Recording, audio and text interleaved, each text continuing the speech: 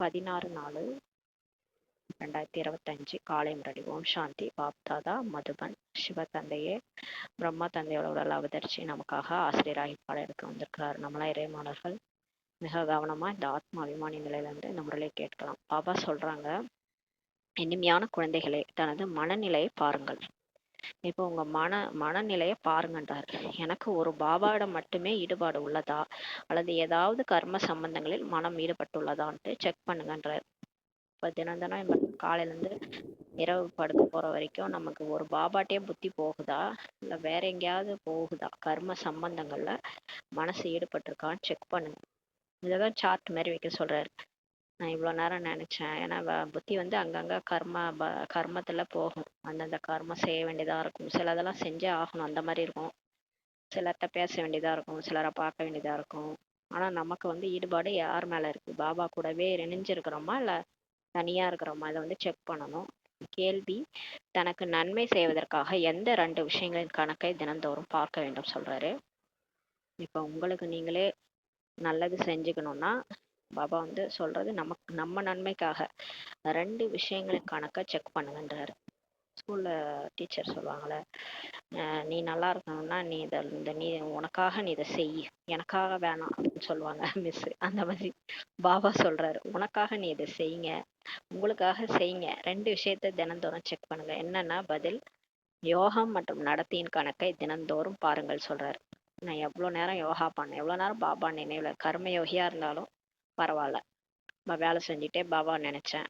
ஏதோ ஒரு யோகா எப்படி இருக்குது. அப்புறம் நடத்தைனா நம்ம காலையிலேருந்து இரவு வரைக்கும் நம்ம யாருக்கும் துக்கம் கொடுக்கல தானே. நம்மளோட செயல்பாடு எப்படி இருந்தது, எண்ணத்துல கூட கோபமோ வெறுப்போ யார் மேலேயா இருந்துச்சா? ஏன்னா இந்த கடந்த கால விஷயங்கள்லாம் மனசுல நம்மள ஒரு மாதிரி வெறுப்பை உண்டாக்குது. இதெல்லாம் சில விஷயங்கள்லாம் இப்ப நடந்ததெல்லாம் கூட சில விஷயங்கள் வெறுப்பு வர மாதிரி பண்ணும். அதனால அந்த நடத்தையில எப்படி இருந்தது, எண்ணம் சொல் செயல்ல நம்ம நடத்தை சார்ட் எப்படி, அதை நீங்க சார்ட் வைங்கன்றாரு. சோதித்து கொள்ளுங்கள் உங்களை நீங்களே. அவங்கவுங்க விஷயம் அவங்கவுங்களுக்கு தான் தெரியும், மற்றவங்களுக்கு தெரியாது இல்லையா? அவங்கவுங்க நோய் அவங்கவுங்களுக்கு. இப்போ உடம்புல வர நோயும் ஒருத்தவங்களுக்கு ஒரு ஒரு மாதிரி நோய் வருது இல்ல, மனசுல வர நோயும் ஒவ்வொருத்தவங்களுக்கும் ஒரு ஒரு மாதிரி இருக்கும். அதை வெளியே சொல்ல முடியாது நம்மளால. நமக்கு சில விஷயங்கள்ல டென்ஷன் ஆகும், நமக்கு சில விஷயங்கள்ல பயம் வரும், சில விஷயங்கள்ல கவலை வரும். இதெல்லாம் அவங்கவுங்களுக்கு தான் தெரியும். அதனால சொல்றாரு, இப்போ நீங்க டெய்லி செக் பண்ணுங்க, உங்களை நீங்களே பார்த்துக்கோங்க, சோதித்து கொள்ளுங்கள்ன்றாரு. அதை நம்ம பாபா கிட்ட தான் சொல்லணும், மற்ற தேவதாரிட்ட சொல்லக்கூடாது. இந்த மாதிரிலாம் எனக்கு பிரச்சனைன்ட்டு பாபாட்ட சொல்லணும். சேவைக்கு புறம்பாக எதுவும் செய்யவில்லையே. அப்புறம் இதையும் செக் பண்ணுங்க, சேவைக்கு புறம்பா நான் ஏதாவது பண்ணனா. சதா தனது மனதை கேளுங்கள், நாம் எந்த அளவு பாபாவை இப்ப நினைவு செய்கிறோம்ட்டு உங்க மனசை கேளுங்க. தனது நேரத்தை எவ்விதமாக பயனுள்ளதாக ஆக்குகிறோம் செக் பண்ணுங்க. மற்றவர்களை பார்க்காமல் இருக்கிறோமா, மற்றவங்களை யாரையாவது நான் பார்த்துட்டு இருக்கிறேன்னா, யாருடைய பேர் வடிவத்திலாவது மனம் ஈடுபடாமல் இருக்கிறதா? சில டைம்ல சிலரையே பார்த்துட்டு இருப்போம், அவங்க என்ன பண்றாங்க, அவங்க எப்படி முயற்சி பண்றாங்க, அவங்க எப்படி எல்லாம் சேவை செய்யறாங்க அப்படின்ட்டு பாக்குறது. அதெல்லாம் கூட பார்க்கக்கூடாது. யாருடைய பேர் வடிவத்திலும் மனசு ஈடுபடாமல் இருக்கிறதா செக் பண்ணுங்க. பாடல்: முகத்தை பார்த்துக்கொள் மனிதான்ட்டு பாடல். அப்படியே முரளிக்கு தகுந்த மாதிரி பாட்டு. ஓம் சாந்தி. இதை யார் சொன்னார்கள்? எல்லையற்ற தந்தை சொல்லி இருக்கிறார். என்ன பார்த்துக்க சொல்றாரு? நம்ம முகத்தை நம்மளே பார்த்துக்க சொல்றாரு. ஆத்மா தன்னுடைய ஸ்டேட்டஸ் என்னன்னு நம்மளே பார்த்துக்கணும். பிராணி என்றால் ஆத்மா சொல்றாரு. பிராணன் போயிடுச்சுன்னுவாங்களே, உயிர் போயிடுச்சுன்னு சொல்லுவாங்க. பிராணினாலே ஆத்மான்றாரு. சொல்கிறார்கள் இல்லையா, ஆத்மா வெளியேறி விட்டது அல்லது பிராணன் போய்விட்டது என்று. உயிர் போயிடுச்சுன்னு சொல்றாங்க. அப்ப பிராணன்னா உயிர்னா ஆத்மா. இப்போது பாபா முன்னிலையில் நமக்கு புரிய வைக்கிறார். ஹே ஆத்மாக்களே, நம்ம தான் உயிர். ஹே ஆத்மாக்களே, நினைவு செய்யுங்கள், என நினைவு செய்யுங்கள்ன்றாரு. இந்த ஜென்மத்தை மட்டும் பார்த்தால் போதாது, ஆனால் எப்போதிருந்து நீங்கள் தமோ பிரதானமாக ஆகியிருக்கிறீர்களோ, ஏணிப்படியில் இறங்கியே பதித்தம் ஆகியிருக்கிறீர்கள். ஆக நிச்சயமாக பாவம் செஞ்சிருக்கிறீங்கன்றாரு. இந்த பிறவி மட்டும் பார்க்காதீங்க. இந்த பிரிவுல நம்ம ஆரம்பத்துல இருந்து நல்லவங்களா இருந்திருப்போம், நல்ல குடும்பத்துல பிறந்திருப்போம், அம்மா அப்பானால எல்லாமே நல்லபடியா தான் இருந்திருப்போம், ஒரு நல்ல பக்தி பண்ணியிருப்போம், அப்படிலாம் இருந்திருப்போம். ஆனா அதுக்காக நம்ம போன ஜென்மத்திலயும் அப்படிதான் இருந்திருப்போம்லாம் கிடையாது இல்லையா?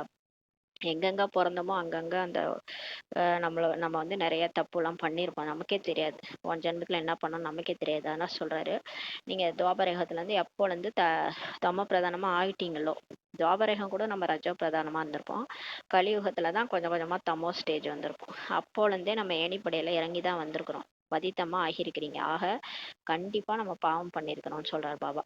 இப்போது புரிந்து கொள்ள வேண்டிய விஷயம் என்னன்னா, எவ்வளவு ஜென்ம ஜென்மாந்திரத்தின் பாவங்கள் தலை மீது ஏறி இருக்கிறது சொல்றாரு. நீங்க மட்டும் ஹாயா இருக்கிறீங்க. உங்க தலை மேல எவ்வளோ ஜென்ம ஜென்மத்தான பாவம் இருக்குது. அதெல்லாம் எப்படி அழிக்கிறது? இதை எப்படி அறிவதுன்னு சொல்லி கேட்கிறாரு. இப்போ தன்னைத்தான் பார்க்க வேண்டும். நம்மள நாமே பார்க்கணும். நாம் எவ்வளவு நேரம் யோக நிலையில் இருக்கிறோம், எவ்வளவு நேரம் பாபாவை நினைக்கிறோம். பாபாவிடம் எந்த அளவு யோகம் நன்றாக ஈடுபடுகிறதோ அவ்வளவு பாவங்கள், அந்த விகர்மங்கள் விநாசமாகுன்றாரு. இப்ப தலை மேல ஏறி இருக்கிற அந்த சுமையெல்லாம் எப்படி நீங்கும்? எவ்வளவு நேரம் நம்ம அவரை நினைக்கிறோமோ அப்பதான் நீங்கும். பாபா சொல்லியிருக்கிறார், என்னை நினைவு செய்வீர்களானால் நான் உறுதி தருகிறேன்றாரு. நான் உங்களுக்கு கேரண்டியே கொடுக்குறேன். நீங்க என்னை எவ்வளவு நேரம் நினைச்சீங்களோ அவ்வளோ உங்க பாவம் அழிஞ்சிரும்ட்டு கேரண்டி கொடுக்குறான்றாரு. உங்கள் விகர்மங்கள் விநாசமாகுன்றார். தன்னுடைய மனதின் உள்ளே ஒவ்வொருவரும் இப்ப பார்க்க வேண்டும், நமக்கு பாபாவிடம் எந்த அளவுக்கு யோகா நினைவு உள்ளது. நீங்க உங்க மனசே கேளுங்க, இன்னைக்கு எவ்வளவு நேரம் நான் பாபாவை அன்பா நினைச்சேன். ஒவ்வொரு செயல்லையும் சரி, எப்பயுமே எனக்கு அவர் ஞாபகம் வருதா இல்லை தேகதாரி ஞாபகம் வருதா அப்படின்னு நம்மளே செக் பண்ணணும். எவ்வளவு நாம் யோகா வைக்கிறோமோ பவித்திரமாகும் சொல்றாரு பாபா. எவ்வளோ நம்ம பாபாவை நினைக்கிறோமோ அவ்வளோ தூய்மையாகும், பாவங்கள் நீங்கி கொண்டே செல்லும்ன்றாரு. யோகா அதிகரித்து கொண்டே செல்லும். பாவம் நீங்கிறோம், அப்புறம் பாபாவை நினைக்க நினைக்க நினைக்க யோகாவும் அதிகரிச்சுட்டே போகும். பவித்திரமாகவில்லை என்றால் யோகாவும் வராது. தூய்மையாகலைன்னா கண்டிப்பா பாபாவை நினைக்க முடியாது. ஏன்னா அந்த தூய்மையற்ற தன்மை தான் ஒட்டிட்டு இருக்கும் இல்லையா, அந்த தேகம், தேக சம்பந்தப்பட்ட பொருள், அதிலே தான் புத்தி போகும், பாபா கிட்ட கனெக்ஷனே வராது. இது போலவும் அநேகர் இருக்கிறாங்க, நாள் முழுதும் 15 நிமிஷங்க கூட நினைவில் இருப்பதில்லைன்றார். பாபாக்கு அந்த மாதிரி குழந்தைகள் நிறைய பேர். அவங்க 5 நிமிஷம் கூட நினைக்கிறது இல்லை. தன்னைத்தான் கேட்டுக்கொள்ள வேண்டும்ன்றார். இப்ப நம்மளே கேட்டுக்கணும். எனது மனம் சிவபாபாவிடம் உள்ளதா, அல்லது தேகதாரியிடம் உள்ளதா, அல்லது செயல்கள் மற்றும் உறவினர்களிடம் உள்ளதா அப்படின்ட்டு செக் பண்ணுங்க. குழந்தைகளிடம் தான் மாயா புயல்களையே கொண்டு வரும் இல்லையா? இல்ல நம்ம சும்மா இருந்தா கூட மாயா விட்டுடும், மாயா கூட இருந்தா கூட விட்டுடும். நம்ம பாபாவை நினைக்கலான்னு போவோம் பாருங்க, அப்ப பார்த்தா மாயா வரும். இல்லாத மாயா பொல்லாத மாயாலாம் வரும். அதனால குழந்தைகளிடம் தான் இப்ப மாயா புயல்களே கொண்டு வரும் இல்லையான்றாரு. தாங்களே கூட புரிந்து கொள்ள முடியும், நமக்கே புரிஞ்சுக்க முடியும் என்னுடைய மனநிலை எவ்வாறு உள்ளது அப்படின்னு சொல்றாரு. சிவபாபாவிடம் மனம் ஈடுபடுகிறதா, அல்லது யாரேனும் தேகதாரியிடம் ஈடுபடுகிறதான்ட்டு உங்களாலே புரிஞ்சுக்க முடியும். கர்ம சம்பந்திகள் முதலானவர்களிடம் உள்ளதென்றால் நம்மிடம் விகர்மங்கள் அதிகமாக உள்ளன என்று புரிந்து கொள்ள வேண்டும் சொல்றாரு. இப்ப நம்ம கர்ம கணக்கு வச்சிருக்கோம்ல, நம்மளை சுத்தி எல்லாமே கர்ம கணக்கு தான். அவங்கள்ட்ட நம்ம புத்தி போகுதுன்னா நம்ம பாவம்லாம் இன்னும் அதிகமா இருக்குன்ட்டு சொல்றாரு. விகர்மா அவ்வளவு பண்ணி வச்சுக்கிறோம், அதனாலதான் இவ்வளவு பேர் கூட இருக்கிறாங்க. அவங்கெல்லாம் நம்ம 63 ஜென்ம கணக்கு வழக்கு தான். அவங்கெல்லாம் 63 ஜென்மா கூடயே வச்சுட்டு திரியிறோம். விதவிதமான உடல் தான் மாறுச்சு, ஆனா ஆத்மா அதே வேற வேற உடல்ல இருக்குது. அதே ஆத்மா தான் இப்ப எல்லாரு கூடயும் கணக்கு வழக்கா முடிச்சிட்டு இருக்குது. அதனால கண்டிப்பா அதிகமா அவங்களோட ஏதோ கணக்கு வழக்கு வச்சிருக்கோம், அதனாலதான் கூட இருக்கிறாங்க. விக்கிரமங்கள் அதிகமா இருக்குன்னு புரிஞ்சுக்கணுன்றாரு. அதனால் மாயா சாக்கடையில் தள்ளி விடுகின்றதுன்றாரு.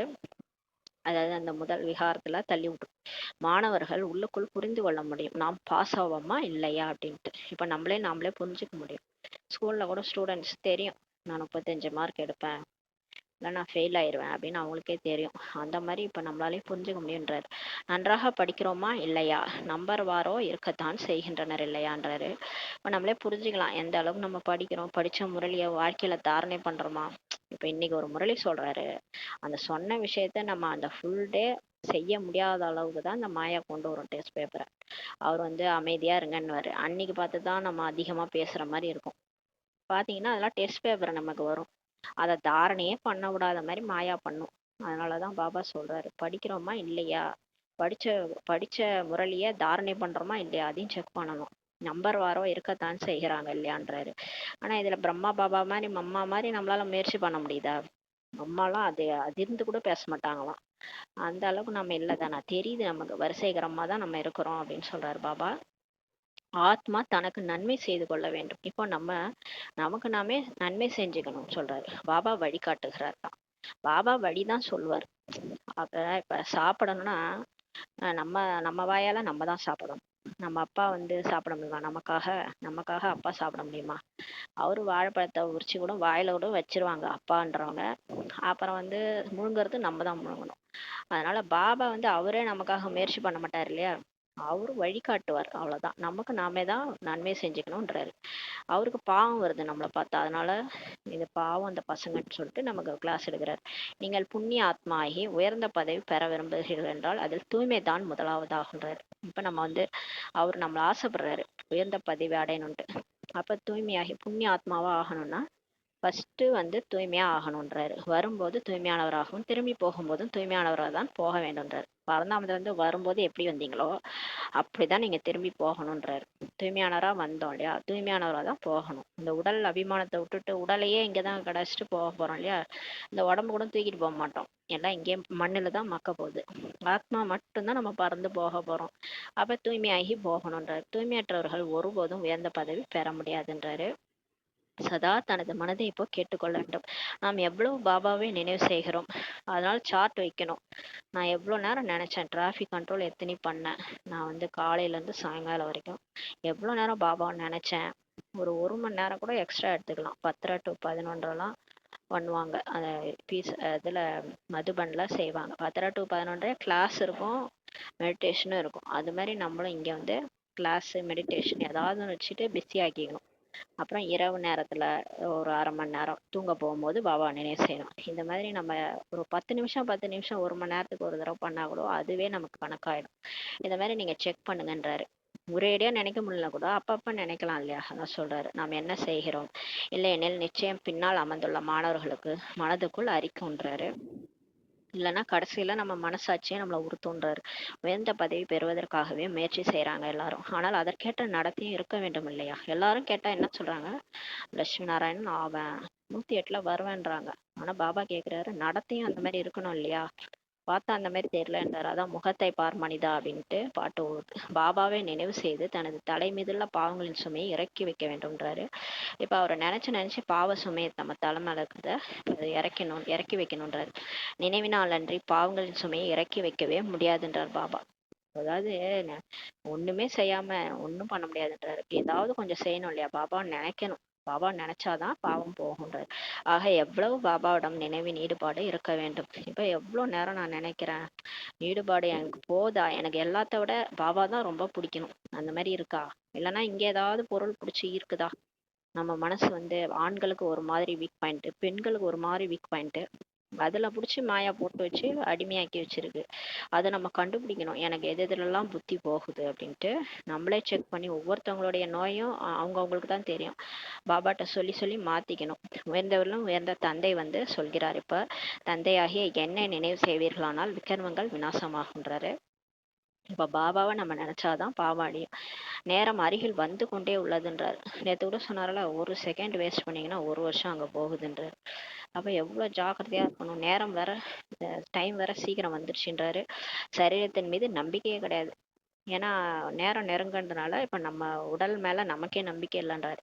ஏன்னா எப்ப வேணாலும் உடம்புக்கு என்ன வேணாலும் ஆகும்னு சொல்றாரு. ஹார்ட் அட்டாக் அப்படி இப்படின்னு வந்துருது இல்ல, திடீரென்று விபத்துகள் எப்படி எப்படியோ நடந்து விடுகின்றனன்றாரு. அகால மரணத்திற்கான முழு சீசனாக இப்ப இருக்குதுன்றாரு. காலநிலை அந்த மாதிரி இருக்குது. ஏன்னா இப்ப டக்கு டக்குன்னு இன்னைக்கு இருக்கிறவங்க நாளைக்கு இல்லை, அந்த டக்குன்னு ஹார்ட் அட்டாக் அப்படி இப்படிலாம் இறந்துடுறாங்க. ஆக ஒவ்வொருவரும் தன்னை சோதித்து தனக்கு நன்மை செய்து கொள்ள வேண்டும்ன்றாரு. அது எதுக்காக சொல்றாருன்னா, இந்த முயற்சியை தான் நம்ம எடுத்துட்டு போக போறோம், அவ்வளவுதான். நாளைக்கே போனாலும் நம்ம என்ன பண்ணோமோ அதான் அதோட போக போறோம் இல்லையா. அதனால இப்ப செக் பண்ணி நன்மை செஞ்சுக்கணுன்றாரு. ஓரளவுக்காவது தூய்மை ஆயிட்டு போனாதானே நல்ல பதவி கிடைக்கும். அதான் சொல்றாரு. முழு நாளையும் கணக்கை இப்ப பார்க்க வேண்டும். யோகம் மற்றும் நடத்தை பற்றி இப்ப பார்க்கணும். நாம் நாள் முழுவதிலும் எவ்வளவு பாவங்கள் செய்தோம். ஏதாவது பாவம் பண்ணனா காலையில இருந்து இரவு வரைக்கும் மனம் மற்றும் சொல்லில் முதலில் வருகின்றன. ஃபர்ஸ்ட் மனசுலதான் வருது. மனசுல வந்தோடனே வாயில வருது, வாயில வந்த பிறகு அப்புறம் செயல்ல வருதுன்றாரு. இப்படிதான் வந்துருது. விக்ரமா பாவம் பண்ணிடுறோன்றாரு.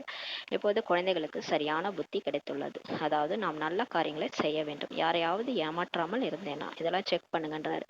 யாரையாவது ஏமாற்றாமல் இருந்தேனா, தவறான பொய் எதுவும் பேசாமல் இருந்தேனா. பொய் பேசுவோம், சிலது யுக்திக்காக பேச வேண்டியதா இருக்கும். அந்த மாதிரி யுக்தியா இப்ப பிகே லைஃப்லயே சில விஷயங்கள் போய் தான் பேச வேண்டியது இருக்கும். நம்ம சாப்பிட முடியாதுன்னா அவங்கள்ட்ட போய் சொல்லணும், எனக்கு வயிறு அப்செட் அப்படின்னு போய் சொல்லுவோம். அதெல்லாம் சிலது யுக்தி யுக்தியா பேச வேண்டிய பொய், அது பரவாயில்ல.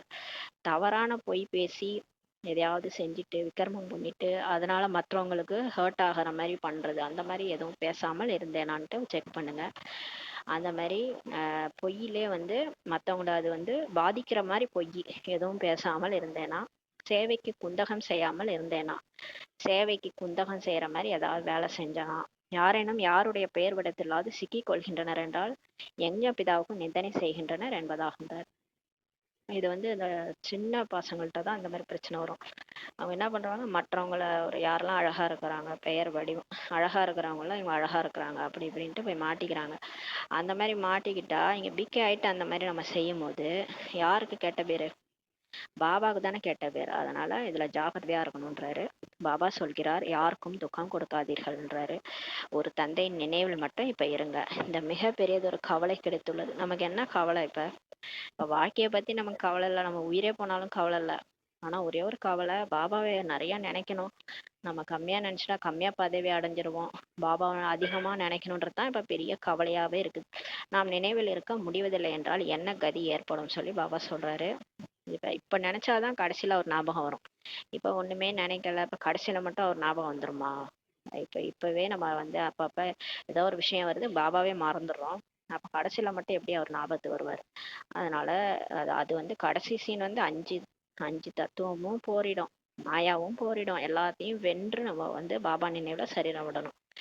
இப்ப ஒரு சின்ன பிரச்சனை வந்தாலே பாபா மறந்து போயிடுறாரு, பாபா எங்க போறாருன்னு தெரிய மாட்டேங்குது. அப்ப எவ்வளவு முயற்சி செய்யணும் நம்ம. அதான் சொல்றாரு, இந்த இப்பயே நினைக்க முடியலன்னா அப்ப கடைசியில என்ன கதி ஏற்படும்ன்றார். இச்சமயம் கவனக்குறைவில் இருப்போமானால் பின்னால் மிகவும் வருந்த நேரிடும்ன்றார். இப்ப நீங்க அட்டென்ஷன் வைக்காம விட்டுட்டீங்கன்னா கடைசியில பச்சாதாபம். இப்ப ஸ்கூல்ல ஸ்டூடெண்ட்ஸ் படிக்காதுங்க, அப்புறம் ரிசல்ட் வரும்போது எல்லாரும் நிறைய மார்க் எடுத்துப்பாங்க, நம்ம மட்டும் மார்க் எடுக்கலன்னா பச்சாதாபப்படுவாங்க. ஐயோ இன்னும் கொஞ்சம் படிச்சிருக்கலாமே, இன்னும் ஒரு 2 மார்க் எடுத்திருந்தேன்னா மேக்ஸ்ல சண்டம் வந்திருக்கும், நான் கொஞ்சம் ஹார்ட் ஒர்க் பண்ணியிருக்கலாம், தப்பு பண்ணிட்டேன்ட்டு இந்த நல்லா படிச்ச பசங்க கூட ஃபீல் பண்ணுங்க. அந்த மாதிரி தான் இங்கேயும் கதை. இந்த அட்டென்ஷன் கவனக்குறைவை வச்சுட்டோம்னா கடைசியில அந்த காட்சி காட்டும் போது பச்சாதாபம் தான். நம்ம கீழே படிச்சவங்கலாம் வந்து நல்ல பதவி அடைவாங்க, நம்ம கம்மியா பதவி அடைஞ்சோம்னா எப்படி இருக்கும்? கஷ்டமா இருக்கும். அதான் சொல்றாரு, இதையும் புரிந்து கொண்டிருக்கிறீர்கள். அதாவது யார் நாடகத்தின்படி சாதாரண பதவி பெற இருக்கிறார்களோ அவர்கள் சாதாரண பதவிதான் பெறுவார்கள்ன்றார். நம்ம இதையும் புரிஞ்சுக்கிட்டோம். டிராமா படி சாதாரண பதவி அடைகிறவங்க சாதாரண பதவி தான் அடைவாங்க அப்படின்னு சொல்றாரு பாபா. புத்தி மூலம் இப்ப புரிந்து கொள்ள முடியும் நாம் என்ன செய்ய வேண்டும் என்று. இப்ப நமக்கே புரியும், புத்தி மூலமா புரிஞ்சுக்க முடியும். இப்போ நம்ம என்ன செய்யணும்? அனைவருக்கும் இதே மந்திரத்தை கொடுக்க வேண்டும், பாபாவை நினைவு செய்யுங்கள். இப்ப நம்மளால முடிஞ்ச அளவுக்கு எல்லாருக்கும் பாபாவோட அறிமுகம் கொடுக்கணும், எல்லாரையும் பாபாவை நினைக்க வைக்கணும். நம்மளும் நினைக்கணும், மற்றவங்களையும் நினைக்க வைக்கணும். நம்மளை பார்த்தாலே எல்லாருக்கும் பாபா ஞாபகம் தான் வரணும். அந்த அளவுக்கு நம்ம வந்து முகத்திலே அவளை பிரத்யட்சம் பண்ற அளவுக்கு நம்ம அவரை நினைக்கணும். நம்ம பரந்தாமத்தைய நினைச்சாதான் எல்லாருக்கும் பரந்தாம நினைவு வரும்.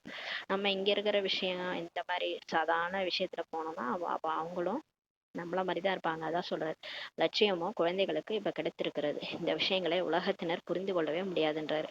இப்ப லட்சியம் வந்து நமக்கு கிடைச்சிருச்சு, லட்சுமி நாராயணன் ஆகணும்ட்டு. ஆனா இது வெளியில இருக்கிறவங்க எல்லாம் ஒத்துக்குவாங்களா?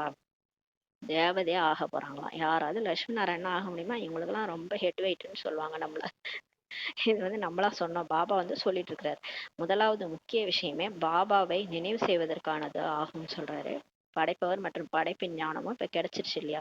தினந்தோறும் ஏதாவது புது புது பாயிண்ட்டுகளும் புரிய வைப்பதற்காக இப்ப தரப்படுகின்றன. டெய்லி புதுசா தான் சொல்றாரு. ஒரு ஒரு நாள் முரளி மாதிரி வேற மறுநாள் முரளி இருக்கவே மாட்டுது இல்லையா? ஒன்னொன்னு ஒரு ஒரு விதமா சொல்லி புரிய வைக்கிறார். எப்படி விராட ரூபத்தின் சித்திரம் உள்ளது, இதை பற்றியும் நீங்கள் புரிய வைக்க முடியுன்றாரு. எப்படி வர்ணங்களில் நம்ம வரோம், அந்த தேவதை, அப்புறம் வைஷ்யர், சூத்திரர், அந்த மாதிரி மாற்றி மாற்றி தர்மத்துல வரும். இதுவும் ஏணிப்படியின் சித்திரத்துக்கு அருகில் வைப்பதற்கான சித்திரமாகும். அந்த விராட ரூபம் அதுல இருக்கு இல்லையா, அது வந்து ஏணிப்படிக்கு பக்கத்துல வைக்கணும்ன்றாரு. நாள் முழுதும் புத்தியில் இதே சிந்தனை இப்ப இருக்கணும். யாருக்கு எப்படி புரிய வைக்கிறது? நமக்கு ஓடணும் இவ்வளோ பாபா ஞானத்தை எப்படி புரிய வைக்கிறது, அறிமுகம் எப்படி கொடுக்கறது, எல்லாம் இன்னும் பக்தியில இருக்கிறாங்களே, உலகத்துல இதை எப்படி சொல்லி நம்ம புரிய வைக்கிறது, இப்படிதான் நம்ம புத்தியில ஓடணும். சேவை செய்வதன் மூலமும் பாபாவின் நினைவு இருக்குன்றாரு. இப்ப நம்ம சேவை செஞ்சா கூட கண்டிப்பா இதை யார் சொல்றாங்க? பாபா தானே சொல்றாரு. அப்ப பாபா நினைவோட தான் நம்ம சேவையும் பண்ணுவோம் இல்லையா? அப்ப பாபா சேவை பண்ணாலும் பாபாவின் நினைவு இருக்குன்றாரு. மனசா சேவை பண்ணா கூட பாபா கூட தானே நம்ம இருக்கிறோம், அதனால பாபா நினைவு இருக்கும். பாபாவின் நினைவினால் தான் விக்ரமங்களே விநாசமாகுன்றார். பாபா நினைச்சாதான் பாவம் அழியும். தனக்கும் நன்மை செய்து கொள்ள வேண்டும், சொல்றாரு பாபா. இப்ப வந்து மற்றவங்களுக்கு சேவை பண்றோம், அது அது கூடவே நமக்கும் இப்ப நன்மை செஞ்சுக்கிறோன்றாரு. பாபா புரிய வைத்துள்ளார், உங்கள் மீது 63 பிறவிகளின் பாவங்கள் உள்ளனன்றார். எல்லார் மேலயும் இந்த லட்சுமி நாராயணனுக்கே இருக்குது, அவங்களுக்கே 63 ஜென்மம். இப்ப பிரம்மா பாபாக்கும் இல்லையா என்ன, நம்ம அம்மாவுக்கு இல்லையா என்ன, எல்லாருக்கும் பாவங்கள் இருக்குதான். அதெல்லாம் அவங்க யோகா பலத்தினால்தான் கழிச்சாங்க. எதையும் அனுபவிக்கல. அவங்க வந்து சிலதை அனுபவிச்சாங்க, சிலது வந்து யோகா பலத்தின் மூலமே கழிச்சிட்டாங்க பிரம்மா பாபாலாம். அது மாதிரி நம்மளும் இப்ப வந்து பாபா நினைச்சு நினைச்சு கழிக்கணும், மற்றதெல்லாம் அனுபவிச்சு கொஞ்சம் கழிக்கிறோம். இப்ப நம்ம மேல பாவங்கள் சுமைகள் உள்ளனன்றாரு. பாவங்கள் செய்து செய்தே சதோ பிரதானத்துல இருந்து தமோ பிரதானமாக இப்ப ஆகிவிட்டு இருக்கிறீர்கள்ன்றாரு. நம்ம எப்படி இப்படி ஆனோம்? நம்ம ஃபர்ஸ்ட் ஒண்ணும் தெரியாதவங்க தான் இருந்தோம், இறங்கும் போது தேவதையா தான் வந்தோம். ஆனா எப்படி இப்படி ஆனோம்னா பாவம் பண்ணி பண்ணி தான் இப்படி ஆயிட்டீங்கன்றாரு. இப்போது என்னுடையவர்களாக ஆகிவிட்ட பிறகு எந்த ஒரு பாவக்குறமும் செய்யாதீங்கன்றாரு. இதுக்கப்புறம் செய்யாதீங்க, ஏன்னா அவர் பேர் கெட்டு போகுது இல்லையா. என்னென்ன பாவக்கரம்? பொய், அசுரத்தன்மை, வீட்டில் கலகம் செய்வது, கேள்விப்பட்ட விஷயங்களில் நம்பிக்கை வைப்பது, இந்த தீய பழக்கங்கள் மிகவும் நஷ்டம் விளைப்பதாகுன்றார். பொய் பேசுறது, அசுரத்தன்மை. அசுரத்தன்மைன்னா அந்த கோபமா இருக்கிறது எல்லாமே அந்த அசுர குணங்கள். வீட்டில் வந்து கலகம் பண்றது, இங்க இருக்கிறது அங்க சொல்றது, அங்க இருக்கிறது இங்க சொல்றது, எல்லார் மனசையும் கஷ்டப்படுத்துறது. அப்புறம் கேள்விப்பட்ட விஷயங்கள், இப்ப ஏதாவது ஒரு ஒரு ஒரு தேகதாரி பத்தி இன்னொரு தேகதாரி இவங்க கெட்டவங்க, இவங்க யஜ்யத்துல இப்படி எல்லாம் பண்றாங்க, இவங்க சரியில்லை, அப்படி இப்படின்ட்டு சென்ட்ரல் நியூஸ், ஒரு சென்ட்ரல் நியூஸ் இன்னொரு சென்டர்ல போய் சொல்றது, ஒருத்தவங்கள்ட்ட இருந்து இன்னொருத்தவங்கள்ட்ட மற்றவங்க விஷயங்களை பரப்புறது. அப்புறம் அதை நம்புறதே ஃபர்ஸ்ட் தப்பு. யாரோ எப்படியா இருந்துட்டு போறாங்க, அதையா நம்ம நம்பணும்? நம்பிக்கை வைக்கிறது அதுவே ஃபர்ஸ்ட் தப்பு இல்லையா. நம்ம பாக்குறது அவகுணங்களை பார்க்க கூடாதுன்னு பாபா சொல்றாரு. நல்ல குணங்களை தான் அன்னப்பறவை பார்க்கும். நம்மளாம் அன்னப்பறவை தானே, நம்ம என்ன கொக்கா?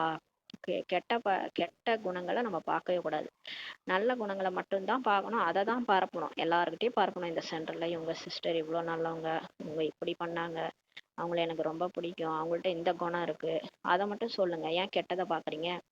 அப்ப இதெல்லாம் எதெல்லாம் கெட்டதோ அதை தான் மாயா ஃபர்ஸ்ட் பார்க்க வச்சு அதை போய் பரப்ப வைக்கும் இல்லையா. அப்புறம் எல்லாருக்கும் அந்த விஷயம் பரவிடும். அப்புறம் அதுலதான் எல்லாரும் அவங்க அந்த தேகதாரிய சொன்னாலே அந்த கெட்ட விஷயம் தான் ஞாபகம் வரும். அப்ப இது எவ்வளவு தவறு நம்ம செய்யறோம். அதனால கேள்விப்பட்ட விஷயங்களை நம்பிக்கை வைக்காதீங்கன்றாரு பாபா. இந்த தீய பழக்கங்கள் மிகவும் நஷ்டம் விளைப்பதாகும் சொல்றாரு பாபா. இந்த மாதிரி எல்லாம் தீய பழக்கம் இருக்கு இல்லையா, இது வந்து நமக்கு மட்டும் கிடையாது, எல்லாருக்கும் அட் அ டைம் எல்லாருக்கும் பரவுது, அந்த நோய் மாதிரி பரவுது. அதனால இது நஷ்டம் விளைவிக்குதுன்றாரு. பாபாவிடம் நினைவு தொடர்பை வைப்பதையே துண்டித்து விடும். இப்ப நம்ம மட்டும் பாபா நினைக்காம இருக்கிறல, எல்லாரையும் அந்த மாதிரி பண்ணி விட்டுறோம் இல்லையா. நம்ம பார்த்து அவகுணத்தை பரப்புறோம், அது எல்லாரும் அதையே நினைச்சிட்டு இருப்பாங்க. இதனால பாபாவை அவங்களும் நினைக்காம செய்யறதுக்கு நம்ம வந்து கருவியாறதுனால அந்த பாவ சுமையை நம்ம தலைமையிலே ஏறிடும். பாபா நினைக்காம இருக்கிறதுக்கு நம்ம காரணமாயிரும் இல்லையா. அப்ப எவ்வளவு பாவம் நம்ம செய்யறோம், இதெல்லாம் யோசிச்சு பார்க்கணும். ஆக எவ்வளவு பாவம் ஆகிறதுன்றார் பாபா. பாருங்க, ஒருத்தவங்கள பாபாவை நினைக்க விடாம பண்றீங்க, நீங்களும் நினைக்க மாட்டீங்க, அப்ப இது எவ்வளவு பாவம் ஆகிறதுன்னு சொல்லி பாபா சொல்றாரு. அரசாங்கத்திற்கும் துரோகிகள் உள்ளனர் இல்லையா. அரசாங்க விஷயங்களை யாராவது விரோதிகளுக்கு சொல்லி மிகுந்த நஷ்டத்தை ஏற்படுத்திடுறாங்க. இப்ப இங்க இருக்கிற விஷயத்த அங்க, அங்க இருக்கிற விஷயத்த இந்த மாதிரி மாத்தி சொல்லி அரசாங்கத்துக்கு விரோதி ஆயிடுறாங்க இல்லையா. ஆக பிறகு அவர்களுக்கு மிக கடுமையான தண்டனை கிடைக்கிறது. அதே மாதிரிதான் இங்கேயும் சொல்றாரு. ஆக குழந்தைகளின் வாயிலிருந்து சதா ஞான ரத்தினங்கள் வெளிப்பட வேண்டும். எதனாலும் இந்த காதல வாங்கி அந்த காதல விட்டு, தவறான விஷயங்கள் சொல்றாங்களா அதை காதலே வாங்காதீங்க, மனசுக்குள்ளேயே எடுத்துட்டு போகாதீங்க. எவங்களோ எப்படியோ இருந்துட்டு போறாங்க, நமக்கு என்ன. எல்லார்கள்லயும் அவகுணங்கள் இருக்கு இல்லையா, அதை நம்ம பார்க்கவே கூடாது. நல்ல குணங்கள் என்ன இருக்கோ அதை மட்டும் பார்த்துக்கணும். அப்ப வெறும்னே ஞானத்தை மட்டும்தான் வாயில பேசணும், இல்லைன்னா பேசாம அமைதியா இருக்கணும். தலைக்கீழான விஷயங்களை யாரிடம் இருந்தும் கேட்க கூடாதுன்றாரு. யாராவது தலைக்கீழான விஷயங்களை சொன்னாங்கன்னா இந்த காதுல வாங்கி அந்த காதுல விட்டுருங்க. ஞான விஷயங்களையே பேச வேண்டும். நீங்கள் எப்படி பாபாவிடம் யோகா வைக்கிறீங்க, எப்படி யாருக்காவது புரிய வைக்கிறீர்கள், இந்த மாதிரி விஷயத்த பேசணும். நாள் முழுவதும் இதே சிந்தனையை ஓடிக்கொண்டிருக்க வேண்டும். சித்திரங்களின் முன்னால் போய் அமர்ந்து கொள்ள வேண்டும். இப்ப அந்த பாபாவுடைய படம், திருமூர்த்தி, ஏணிப்படி, லட்சுமி நாராயண் படத்துக்கு முன்னாடி உட்காந்துக்கணும். உங்களுடைய புத்தியிலோ ஞானம் உள்ளது இல்லையா. பக்தி மார்க்கத்திலோ அநேக விதமான சித்திரங்களை பூஜித்து கொண்டே இருக்கிறாங்க. பக்தியில நம்மளோட அதிக சித்திரங்கள், லட்சுமி, விநாயகர், சரஸ்வதி அப்படின்ட்டு. ஆனா அவங்க யாருன்னே தெரியல, எதையும் அறிந்து கொள்ளவில்லை. குருட்டு நம்பிக்கை, உருவ வழிபாடு விஷயங்களுக்கு பாரதம் பெயர் பெற்றதாகுன்றார். பாரதம் எதுல பெயர் பெற்றதுன்னா குருட்டு நம்பிக்கை, உருவ வழிபாடு. நம்மளும் அப்படித்தான் இருந்தோம் முன்னாடி பக்தியில இருக்கும்போது, எதை பார்த்தாலும் நம்பிட்டு இருந்தோம் இல்லையா.